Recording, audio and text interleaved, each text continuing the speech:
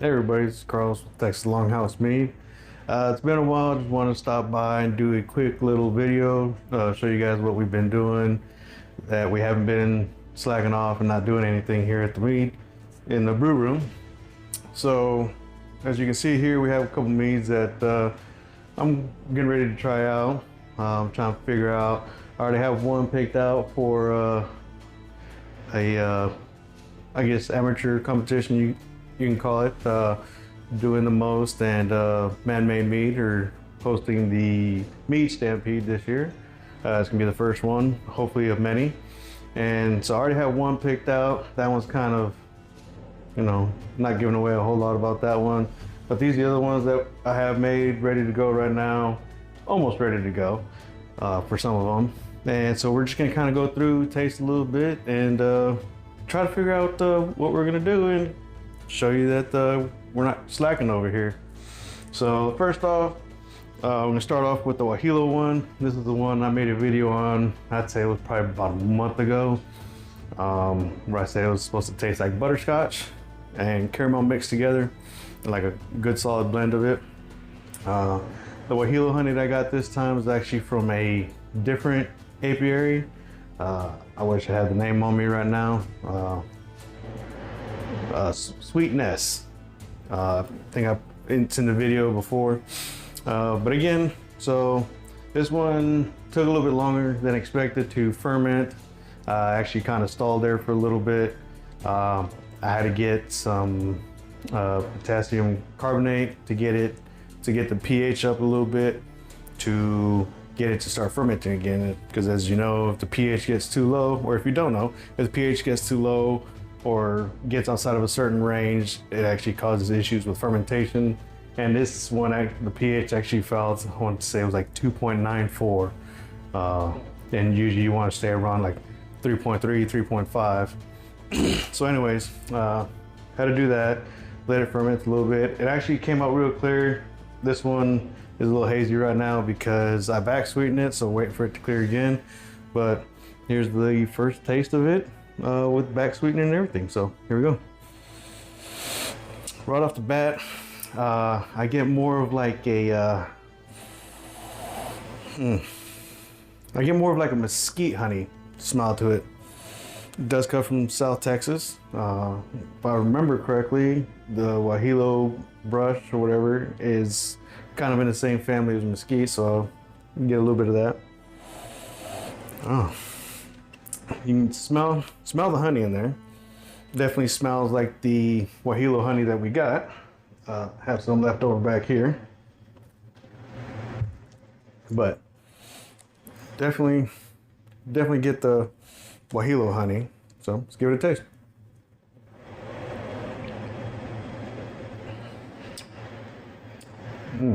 Okay. That's interesting. Okay.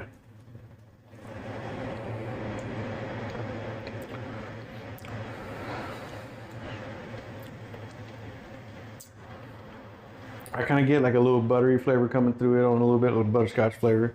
It's very light. I don't get the caramel. The last time we made this, it was 9%. This one here is 12%.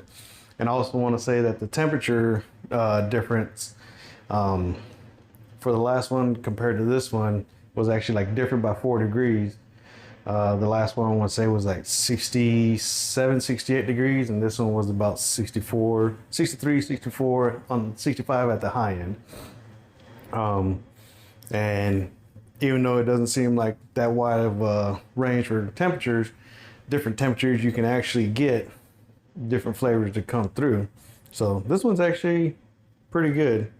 Not quite the butterscotch caramel flavor I was looking for as the original one, but it's coming through. So it's still somewhat young, but it's coming through a little bit.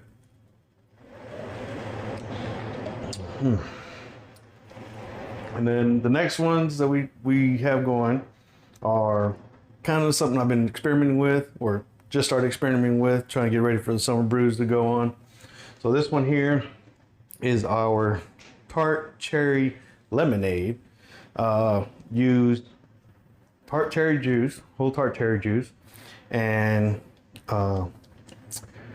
store-bought lemonade. Made sure it didn't have any sorbates or sulfites or anything like that, and it was just straight lemonade. Of course, it had a little bit of sugar, so that, of course, added to the sugar content of this. I don't remember exactly. Oh, actually, it's right here. We used 16 ounces of tart cherry juice, 3.5 grams fermento, K1V 1116, and we used exactly 1 gallon of lemonade and just under a pound of avocado blossom honey. So, ooh, I get not quite lemon rind, but I definitely get the citrus notes off of it. Almost like I got the zest off of it.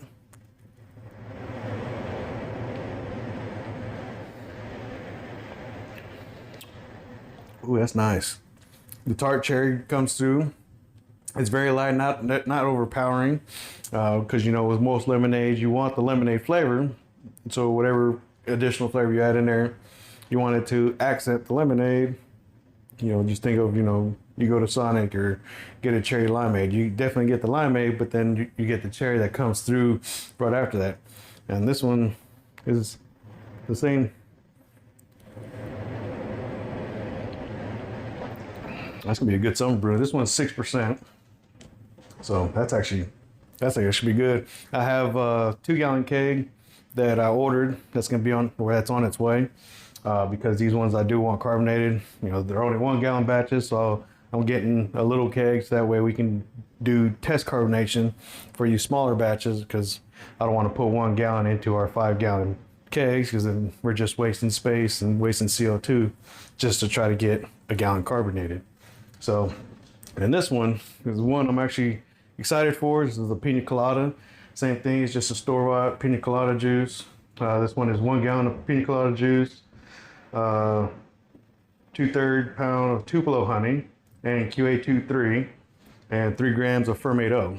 So, one thing I'm looking for with pina coladas, of course, you get the pineapple flavor, but also coconut flavor. So,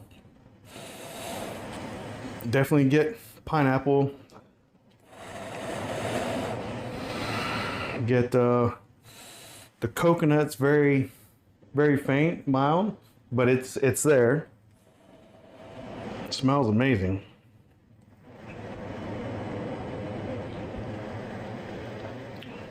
Oh yeah, oh yeah.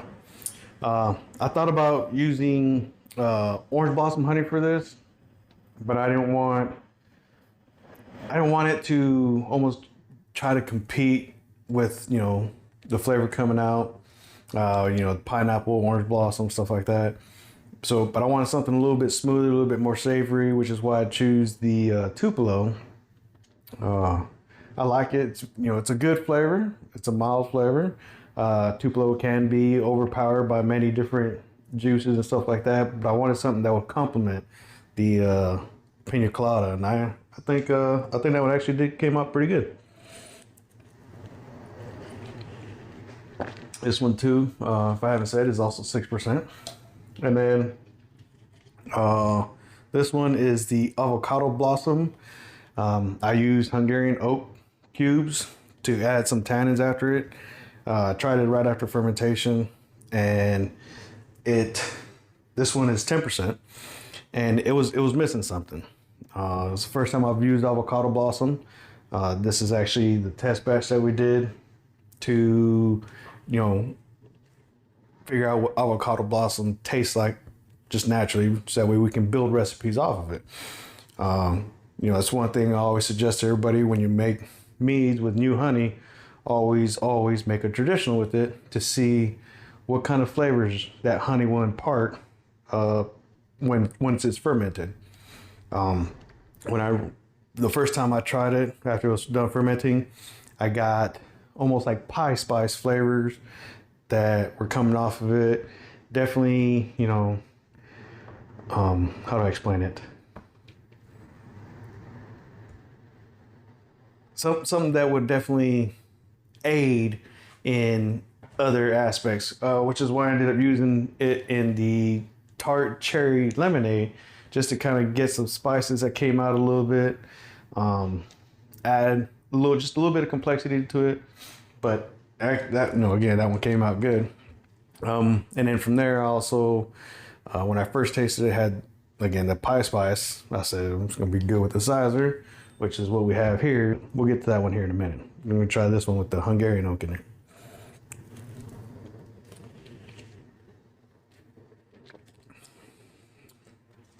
Oh yeah. That definitely, the tannins are definitely coming through off of the Hungarian oak. The Hungarian oak's adding to the complexity of the spices and stuff like that.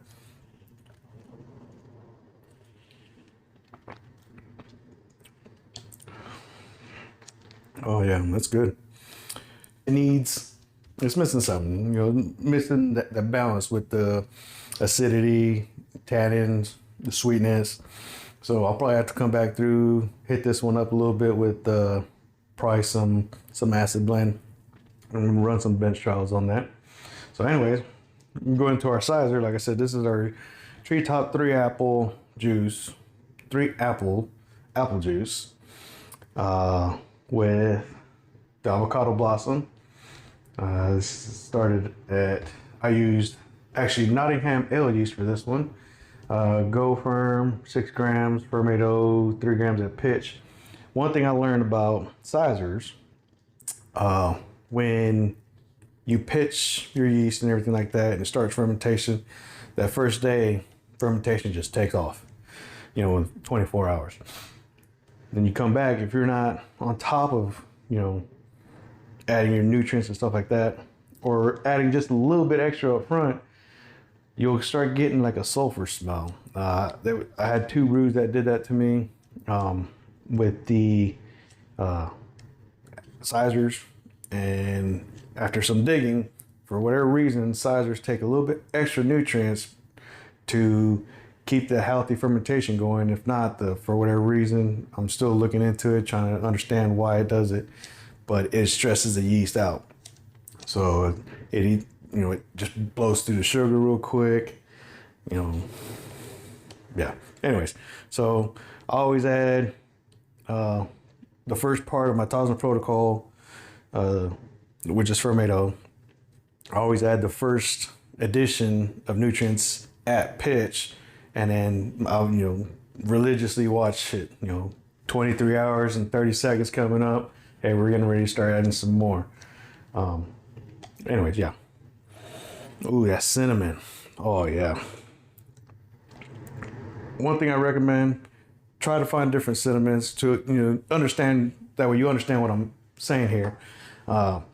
It's very different. It's not.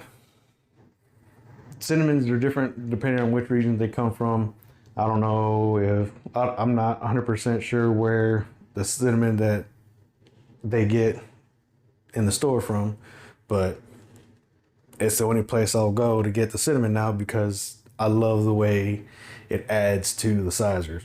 One thing I plan on doing once we figure out if the cinnamon's where it's at, we're gonna rack it off, and then I'm gonna get a gallon off to the side, and we're gonna try adding some star anise to it to try to add some more complexity to this. So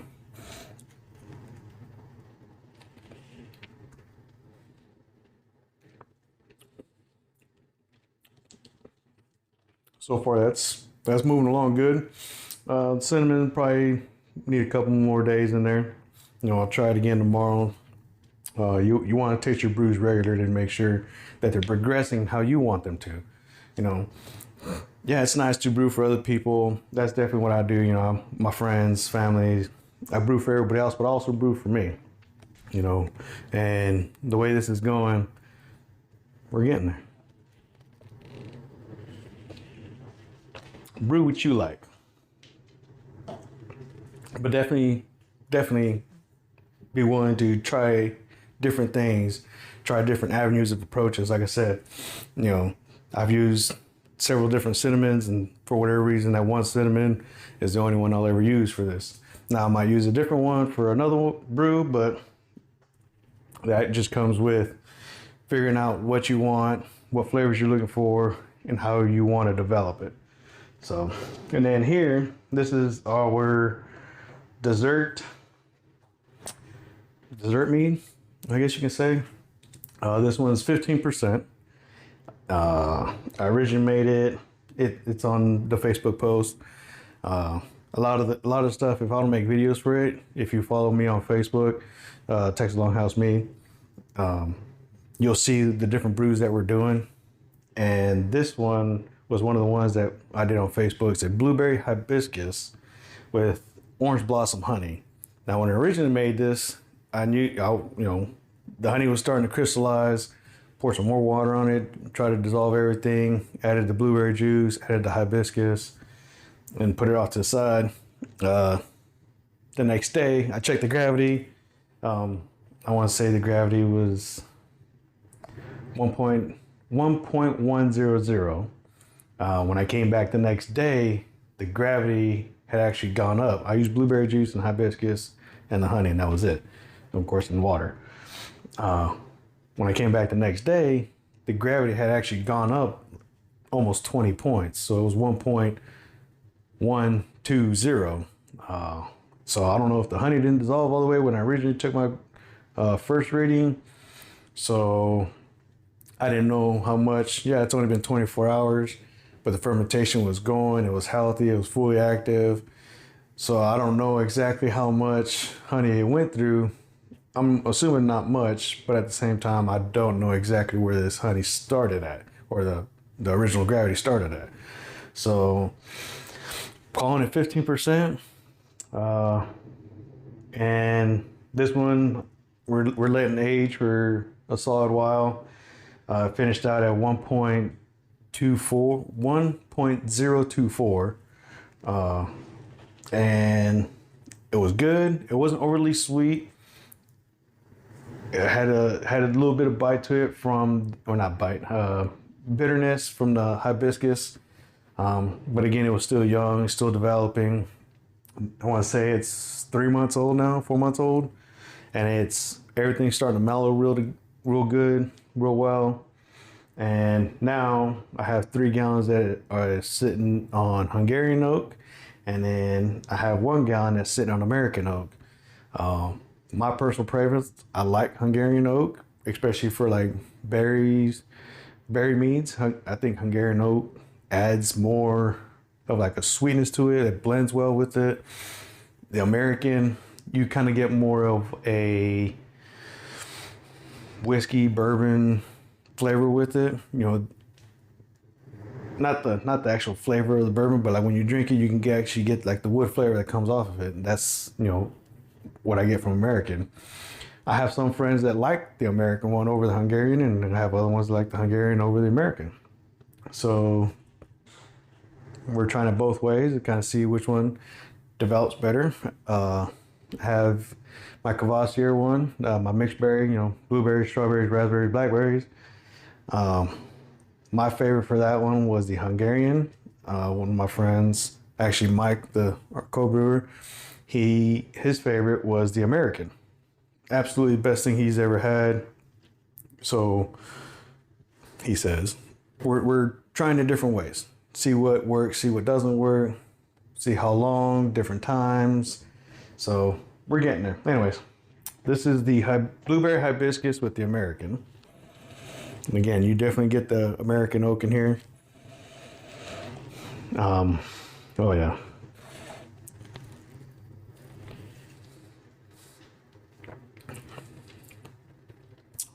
You get the taste of the American, but it's the blueberry and the hibiscus come through up front. The orange blossom is in between the two.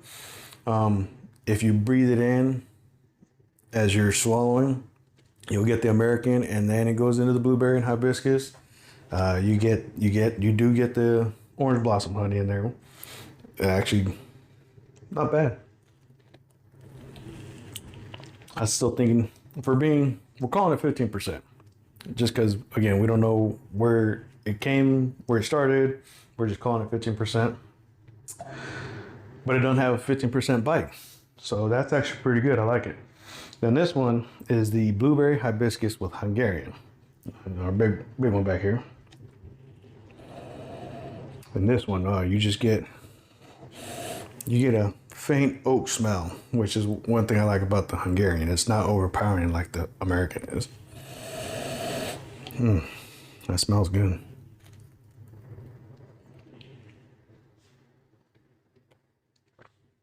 Oh yeah. I don't know what it is. Some people say in Hungarian, they get more of like a wood flavor than they do American. The American, they get more of like the bourbon smell, the bourbon flavor, stuff like that. And Hungarian is just more like wood to them.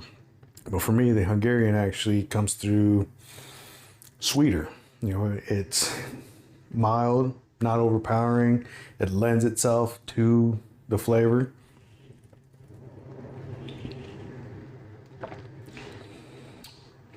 That's definitely good. Definitely needs something. Put an oak in it, you get some vanillas and stuff like that. It's faint, it's mild in there. Again, it's only 3-4 months old. I want to let this one ride for at least 6 months to a year. Definitely come the holiday times. It'll definitely be a nice little warmer, sitting by the fire, keep you cozy on the inside. But yeah.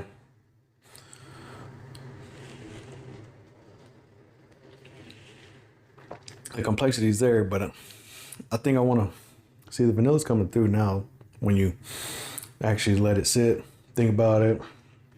I get the orange blossom, but to me, it still feels like it's missing something. Like I wanted a little bit more vanilla to come through, so I'm probably gonna throw some vanilla beans in here. Kind of see how that does. If anything, I'll split it up because what I like to do is I like to keep 1 gallon the way it is, the way, you know, where I think it's good. It's a good start. And then each additional gallon after that, all right, in this gallon, we did XYZ to it. And in this gallon, we did ABC to it. And compare them to the original. And then from there, I'll start blending them, you know, the 2 altered gallons. I'll start blending them together to kind of see how the flavors will go together, to see if I want to add some to either, or combine them to, blend them together in general to further develop the flavor. So yeah, again, these are what we have going on. Still trying to figure out what other meads we want to send off to competition. I do have one more that's still in the developing process. We put, it is our mango. I got 3 individual gallons with different hops in there. Cascade, Azacca hops, and Citra hops.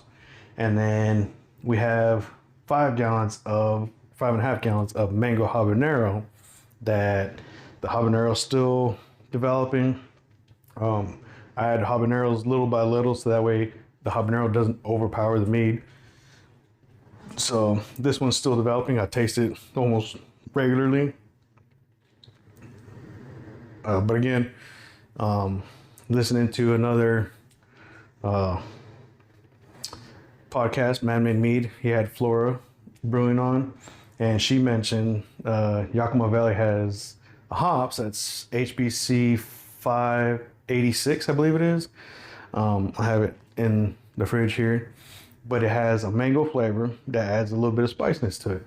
So adding some of that to it to see if it further adds to it. So that way, you know, we don't have to add so much habanero. The hops will actually add the complexity and the flavor to it with the mango and the habanero, everything blending together. So that's where we're at right now with this one. It just got back sweetened. What's it, 1010 is what it finally was back sweetened to. And then we add the additions to there, you know, to develop it, as opposed to, hey, let's develop the mango, the habanero. All right, now let's back sweeten it, because then that can kind of throw everything off. So again, that's what this one is still developing. So that way, that's why that one isn't in the video. But for now, leave you guys with that. again, everybody that's joined recently, coming from Doing the Most and Madman Mead, I appreciate you guys supporting the channel, subscribing. There'll be more content hopefully to come. Now that school, my schooling work has slowed down a little bit, so we'll start getting into summer brews, and we'll go from there. In the meantime, be safe, enjoy yourself, brew what you like, brew for your friends, share with your friends, and invite other people into the mead world, because that's how we're gonna get this expanded. Again, I appreciate everything, you guys coming over, subscribing, liking, commenting. Hopefully you guys will stick around. It's cool.